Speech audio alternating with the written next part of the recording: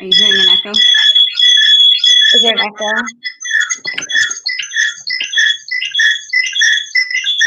There's echo. Oh no.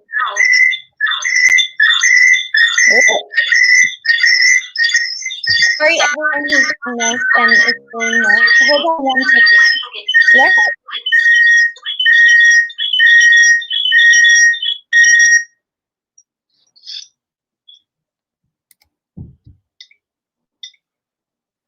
Okay. How is this now? I think it's no better. Echo? Oh, actually, no. I still hear an echo. Okay, you know what I'm gonna do is let's just hop off of Instagram, and can you actually start a live? Maybe we can do it. Oh, maybe the same thing will happen though, right? I think so, yeah. Yeah. Okay, let's just do it on a StreamYard then. Okay, let's just do it on the laptop then. Okay, great. So everybody who's on this, if you can join us on Facebook or YouTube, that's my Facebook and my YouTube. You can just search in the arena on Facebook and you can find me there. Okay, thank you.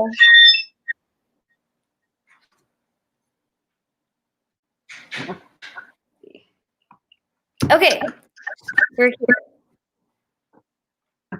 Okay, hi, Monique. Okay, so I'm just going to introduce you. So this is Monique Chheda, and she is the author of Bindiya in India, which is a bilingual book. And of course, being a bilingual author myself, I'm very interested in this. And so I have her on to just speak a little bit about her book and tell us about the process and how she went about, publishing it and launching it, because it's fully launched now, right?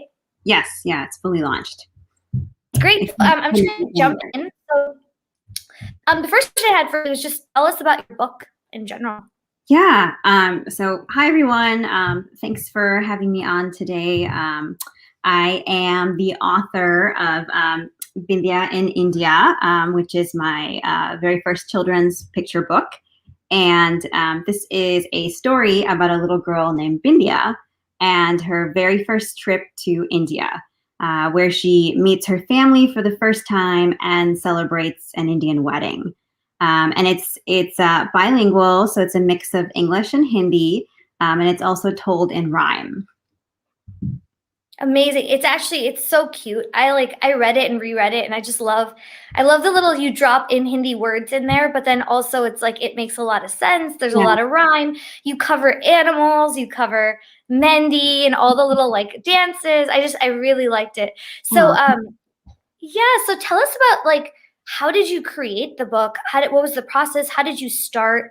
How did you get the idea? Yeah. So, I decided to write a children's book after becoming a mom myself. I was kind of searching for books for my own kids and realized that there was really a need for more South Asian representation. And so I decided to try to write my own story. I'm not from a writing background. My day job is a physician, but this was really kind of a heart project for me. And so I wrote a story based on my own memories from when I was a little girl and all of my trips to India. So that's kind of how the inspiration for the story came about. And then just in terms of the process, it probably took me like a year to write the manuscript. It took me a long time just because this was my first time writing a children's book. And so after I kind of finished writing my manuscript, I submitted it to Mango and Marigold Press, and then they liked it, and they had me work with an editor to kind of polish it and get it ready for publication. So that's kind of the process. Very nice. And so did you work with an illustrator as well? Yes. So the illustrator, her name is Dabasmita Dasgupta. She did an amazing job with the illustrations. She's based in Singapore, and she does a lot of South Asian children's books. And so once we kind of connected with her and found her, it took about 6 months to kind of finalize the spreads for the book. And then it was ready for publication. So it's like a year and a half process altogether. It is, yeah. It's quite a Wow. lengthy process, yes. Yeah, yeah. It's always so fun because it's like you come up with the idea, you put it down, but then it's also like, you know, all the elements that go into it. Like for me, especially like one of the elements that went into it that I didn't even think about until later was the placement on the pages. Yeah, Like actually like placing everything so it's like centered and it looks like professional. Because if it's too right, big, it doesn't look professional. Like right, everything. And yours is a really great layout because it's like even on one page you have multiple things happening. right, yeah.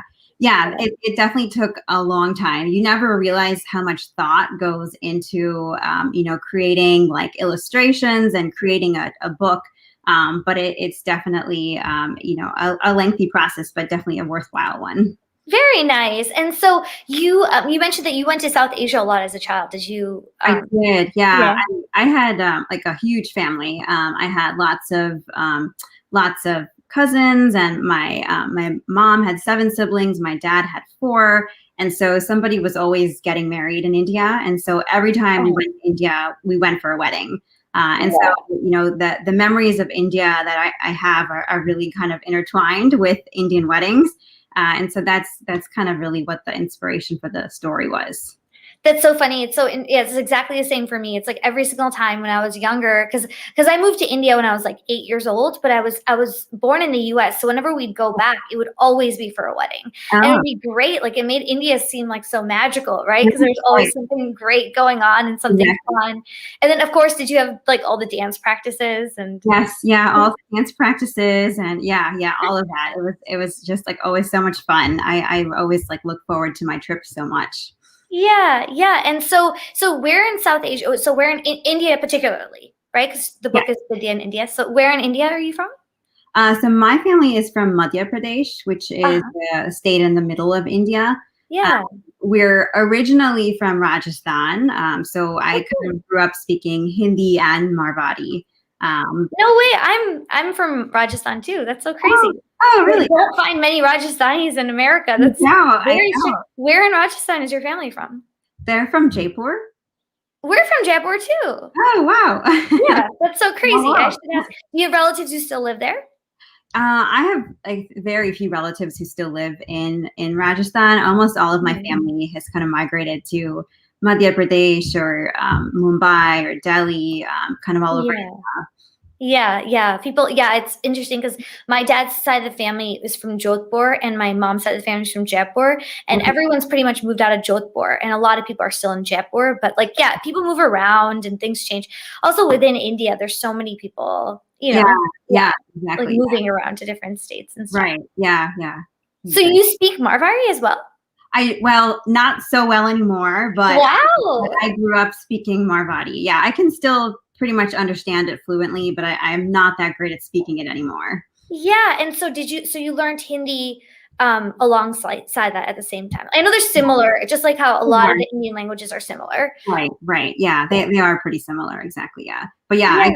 I grew up speaking both. So And your parents, I love this is like my topic of interest, and that's why I ask so much like specific questions. But so your parents just kind of immersed you in the world of like, speaking to you only in Hindi, and then you had to respond in Hindi, or how did that work? well, so when I was little, my parents actually both worked full time, and so my grandparents lived with us, my nana and nani, and so they raised Oh, me, and so they exclusively spoke to me in Hindi and Marwari, and so those were wow. really the only 2 languages that I knew fluently until I was like school age.